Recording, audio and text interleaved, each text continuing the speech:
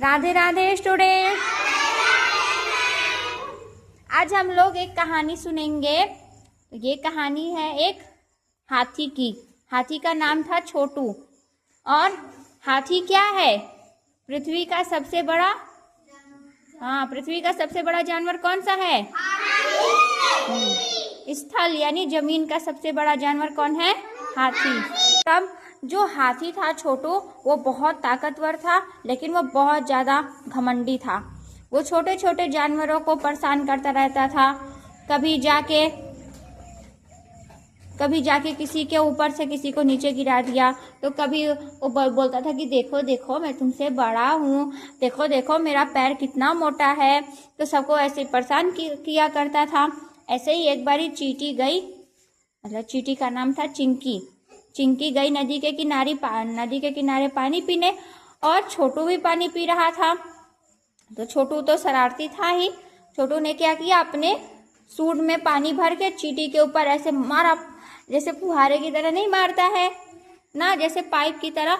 तो बेचारी चींटी के ऊपर वो ऐसे पानी से फेंक दिया, और चींटी एकदम पूरी भीग गई और वो पीछे मतलब फिसलती हुई चली गई।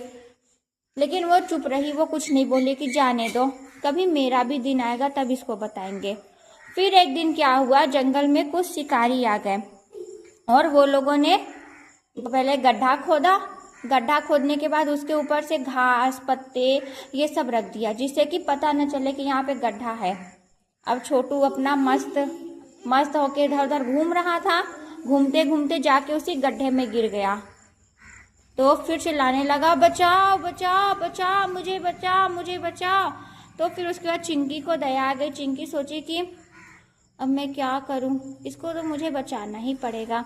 तो फिर उसने बाकी सारी अपने दोस्तों को बुलाया, अपने चींटी दोस्तों को, और छोटे छोटे जानवरों को जैसे गिलहरी, खरगोश, कछुआ, ये सब, इन सभी को बुलाया। और अपनी दोस्तों के साथ मिलके उसने क्या किया, जो बेल होता है ना, लंबा लंबा, देखते ना पेड़ से लटका होता है लंबा लंबा, उसको उन लोगों ने खींचकर हाथी को पकड़ाया।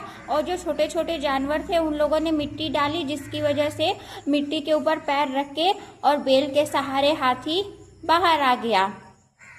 और हाथी को अपनी गलती का एहसास हो गया, और उसने सभी जानवरों से और चींटी से सॉरी बोला, और बोला कि मैं कभी भी अब अपनी ताकत का घमंड नहीं करूंगा।